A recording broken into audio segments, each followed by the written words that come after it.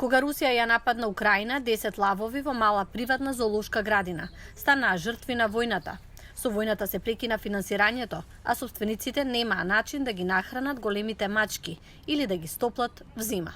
Мы съедали порядка 800 кг мяса в неделю. Ни требаат околу 800 кг месо неделно. Поради проблеми со синџирот на снабдување и недостаток на финансии се најдовме во тешка ситуација. Непрофитна организација се вклучи да помогне. Организацијата им помага на животните во Украина од 2014 година. Почнавме со детализирање на нашиот план, добивајќи ги сите дозволи за да можеме да одиме и да ги земеме лавовите.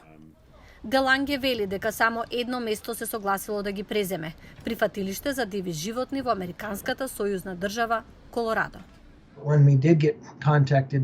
Кога не контактира од зоолошката градина во Одеса, ни рекоа дека повеќе би сакале лавовите да најдат постојан дом. Во тој момент се согласивме да ги спасиме лавовите.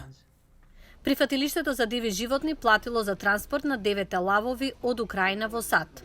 Другите трошоци беа поделени меѓу голем број други групи за заштита на правата на животните, вклучително и Австралија. Големите мачки конечно пристигнаа на 5 октомври. Кон крајот на октомври, сите 9 лавови беа пуштени од нивните кафези во округот на прифатилиштето во Колорадо. Нивниот нов дом е колку 40 фудбалски игралишта. Директорот на зоолошката градина во Одеса Дмитро Александров вели дека поради војната многу животни во Украина, во зоолошките градини и дивината страдаат од постојано гранатирање, недостиг на струја, храна и чиста вода. Но барем 9 лавови од Одеса ги чека нов и среќен живот во Колорадо.